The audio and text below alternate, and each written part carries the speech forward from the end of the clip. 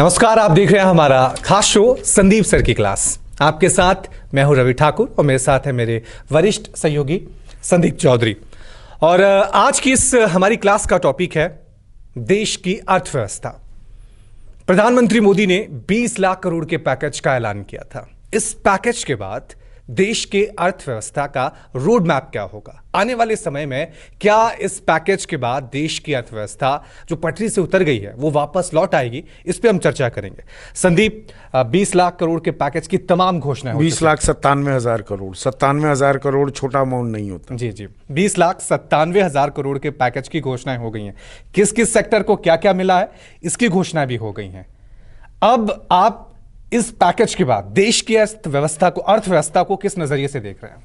देखिए, इस पर सबकी निगाहें थी कि ये स्टिमुलस पैकेज, इसको कोई रिफॉर्म पैकेज कह रहा है, कोई स्टिमुलस कह रहा है कि भाई थोड़ा सा धक्का दिया जाएगा इकोनॉमी को, कोई इसे राहत पैकेज कह रहा है। ये दरअसल तीनों चीजों का समावेश है। और उम्मीद ये की जा रही थी कि इस स्टिमुलस के बाद, इस राहत पैकेज के बाद इकोनॉमी पटरी पर आ जाएगी। लेकिन, और ये बड़ा लेकिन है दर्शकों, और आप किसी भी चैनल, किसी भी डिजिटल प्लेटफॉर्म पर ये खबर नहीं देखेंगे, इस पर कोई चर्चा नहीं देखेंगे। और चर्चा किस बात पर नहीं हो रही है कि इस पैकेज के बाद 6 रेटिंग एजेंसियों ने हमारी विकास दर का आकलन किया है पूरे साल के लिए। अमूमन तिमाहियों के आकलन सामने आते हैं कि भाई पहली तिमाही में क्या होगा, दूसरी, तीसरी, चौथी।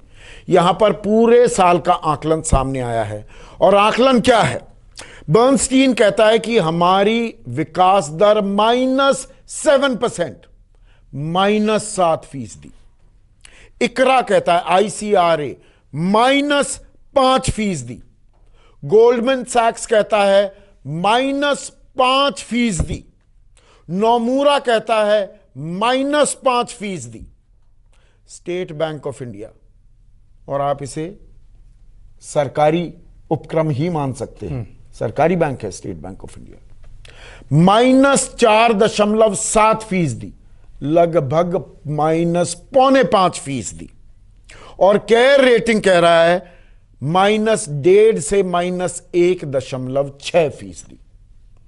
इसमें फॉरेन एजेंसीज भी हैं और विशुद्ध देसी एजेंसीज भी हैं, SBI भी है, केयर रेटिंग्स भी है।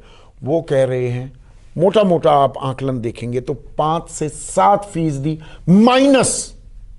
और इसके पीछे सबसे बड़ा कारण क्या है, और जो हम इस कार्यक्रम में रवि अपने दर्शकों को समझाने की भी कोशिश करते हैं कि भाई 20,97,000 करोड़ कहने को, देखने में, सुनने में बहुत बड़ा अमाउंट लगता है, लेकिन इसमें से ज्यादा, और लगातार हम आपको समझा रहे हैं, एक होती है मौद्रिक नीति कि RBI repo rate, reverse repo, CRR, cash reserve rates में कटौती करके, ऐसे मेजर्स करके कितनी तरलता, कितनी लिक्विडिटी, कितना पैसा इकोनॉमी में डाल रहा है।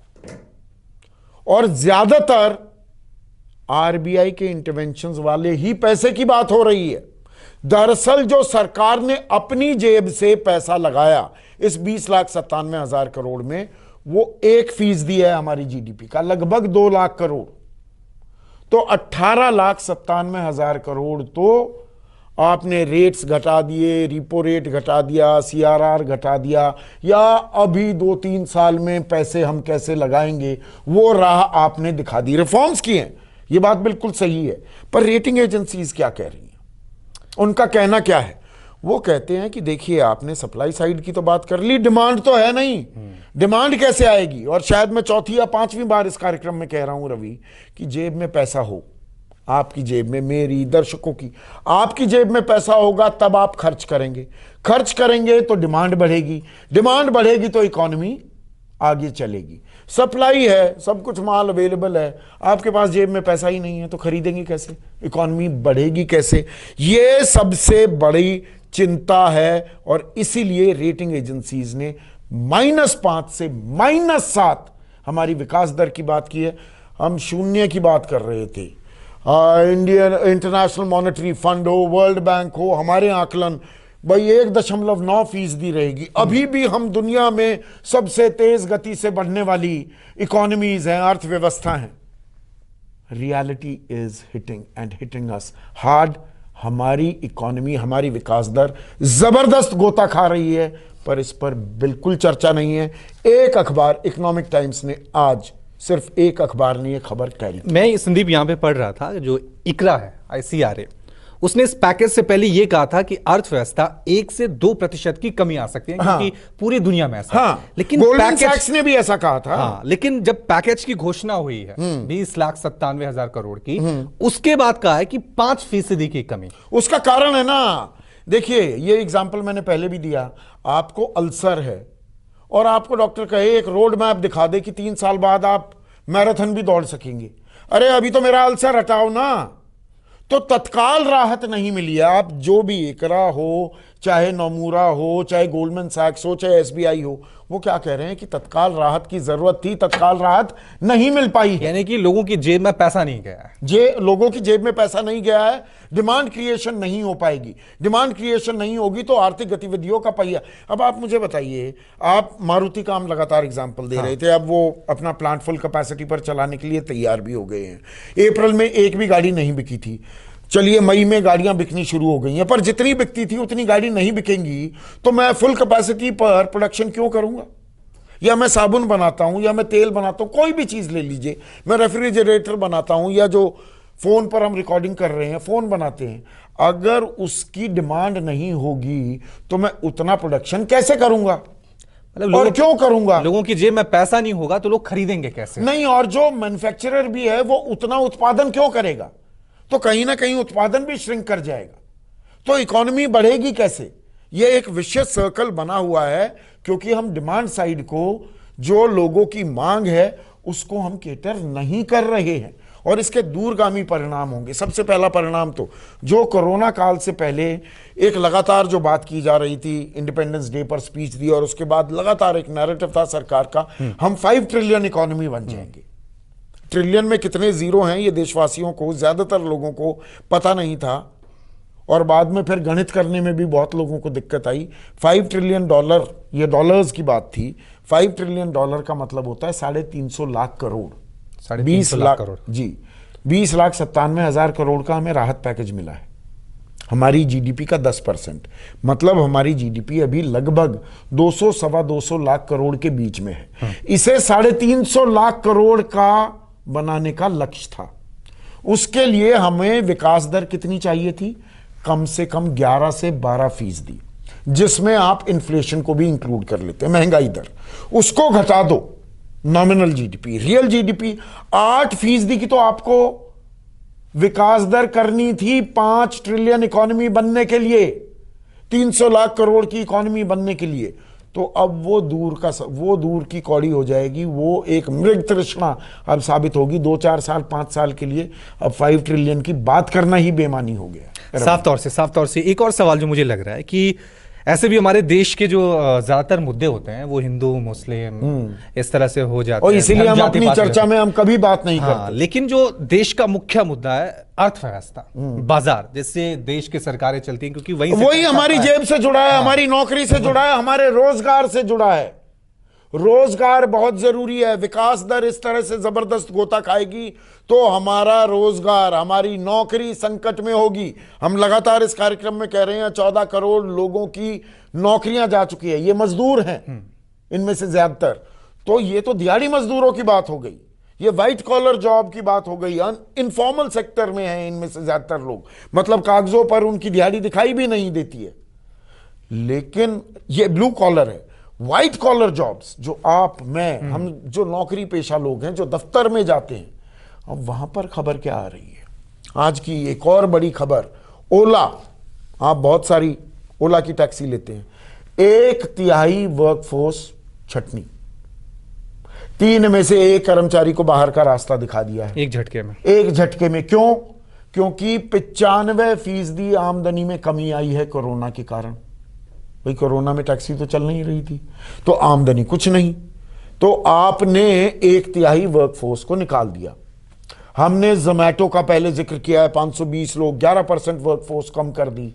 हमने ऊबर की बात की थी कि जहां पर आप कैंपस प्लेसमेंट करने जाते थे, इंडियन इंस्टीट्यूट ऑफ मैनेजमेंट्स, बाकी जहां एमबीए कराई जाती हैं, आईआईटीज वगैरह में आप गए और आपको कोई बंदा अच्छा लगा, उसने अभी डिग्री भी हासिल नहीं की है, वो अपने फाइनल एग्जाम्स दे रहा है, आपने उसको ऑफर लेटर दे दिया कि आप अपनी डिग्री लो और हमारे यहाँ आकर नौकरी करो। वो ऑफर लेटर विड्रॉ कर ली गई हैं और ये एक नहीं, कटिंग अक्रॉस ऑल सेक्टर्स ये हाल हो रहा है। इंडिया बुल्स ने 2000 लोगों को नौकरी से निकाल दिया है, 2000 लोगों को। और उनके वाइस प्रेसिडेंट और सीईओ क्या कहते हैं कि देखिए संकट है, आज की तारीख में हमें अपनी इंटरेस्ट पेमेंट्स पूरी करनी है, हमें तो ब्याज चुकाना है अपना, ब्याज चुकाने के पैसे नहीं, तनख्वाह कहां से दे दें, इसलिए नौकरी से निकाल रहे हैं लोगों को। तनख्वाह देने के पैसे नहीं है, अभी तो ब्याज भी नहीं पूरा कर पा रहे हैं, बैड डेट्स हो जाएंगे, हमारी रेटिंग्स गिर जाएंगी, हमें ब्याज पहले पाटना है, उसके बाद नौकरियों की बात होगी। तो ये एक बहुत बड़ा संकट है। गिरती विकास दर, सिर्फ वहीं बात खत्म नहीं होती, उससे आपकी मेरी नौकरी, हमारी जिंदगी, हमारी व्यवस्था पर सीधा असर पड़ता है। बेरोजगारी और खतरनाक शक्ल अख्तियार करने वाली। और एक और क्या बड़ी वजह अब अर्थव्यवस्था पे इस पर, क्योंकि तमाम जो मजदूर हैं लाखों करोड़ों की संख्या में बिहार लौट गए हैं, यूपी लौट गए हैं, ये जो फैक्ट्रियां हैं जो उनके दम पे चलती थी अब वो नहीं चलेंगी, वहां पे लेबर की कमी होगी, तो महंगाई नहीं बढ़ेगी क्या? महंगाई भी बढ़ेगी, वो वापस नहीं आएंगे तो वहां दिक्कत होगी, मैन्युफैक्चरिंग में दिक्कत होगी, कंपनियों के उत्पादन में दिक्कत होगी। और मनरेगा के लिए आपने 40,000 करोड़ इकट्ठा तो वहां कर दिया है, वहीं पर ही अगर काम करने लगे तो लेबर शॉर्टेज, ये जो रेटिंग्स में इतनी जबरदस्त गिरावट दिखाई गई है, विकास दर का जो आकलन किया गया है उसमें लेबर की, श्रमिकों की कमी भी एक बड़ा आंकड़ा बताया गया है। और आखिरी बात आज जो मैं यहां बता दूं, रोजगार की आप बात करते हैं, देखिए 2014 में बड़ा नारा दिया गया था कि 2 करोड़ नौकरियां उपलब्ध कराई जाएंगी। अब 6 साल पूरे होने को हो गए तो लगभग 12 करोड़ नौकरियां हो जानी चाहिए थी सृजित, यहां 14 करोड़ नौकरियां चली गई हैं। बेरोजगारी का आंकड़ा जो सरकार ने दरअसल छिपा लिया था 3 महीने पहले जो आया, उसमें 6.1%, 45 साल पहले हम रोजगार के आंकड़े छापने लगे थे, 45 साल के सबसे उछले स्तर पर बेरोजगारी चली गई 6.1%। लेकिन इन 3 महीनों में पता क्या हुआ है रवि, 6.1 की तो छोड़िए, अब आंकड़ा हो गया है 27 से 28%। 6.1 भी 45 साल का सबसे उछला स्तर था। अब जो आंकड़े आ रहे हैं 27 से 28% बेरोजगारी है। लेकिन सरकार चुप्पी साधे हुए है, इस बारे में कुछ नहीं बोल रही है। जो पैकेज आया 20,97,000 करोड़ का, इसमें रोजगार सृजित करने के लिए क्या प्रावधान किए गए हैं, कितने पैसे लगाए गए हैं, कहां रोजगार सृजित होंगे, सरकार ने चुप्पी साध ली, खामोशी साध ली, सन्नाटा है सन्नाटा बेरोजगारी को लेकर। बिल्कुल बिल्कुल, साफ तौर से ये कह सकते हैं कि अर्थव्यवस्था को ही पटरी पे लाने हमारी सरकारों की प्राथमिकता होनी चाहिए, और देशवासियों की भी कि इस मुद्दे पे चर्चा करते रहें और सरकार से हमेशा सवाल पूछते रहें, क्योंकि यही हमारी जिंदगी का बहुत महत्वपूर्ण हिस्सा है। तो आज की क्लास में हमने जाना कि अर्थव्यवस्था पे इस पैकेज के बाद क्या असर होगा। चलिए उम्मीद करते हैं, क्योंकि अभी शुरुआती ये आंकड़े हैं, आने वाला वक्त क्या बताएगा, इस पैकेज से कितना फायदा होगा देश की अर्थव्यवस्था को, ये देखने वाली बात होगी। अभी के लिए बहुत बहुत शुक्रिया, धन्यवाद, नमस्कार। नमस्कार।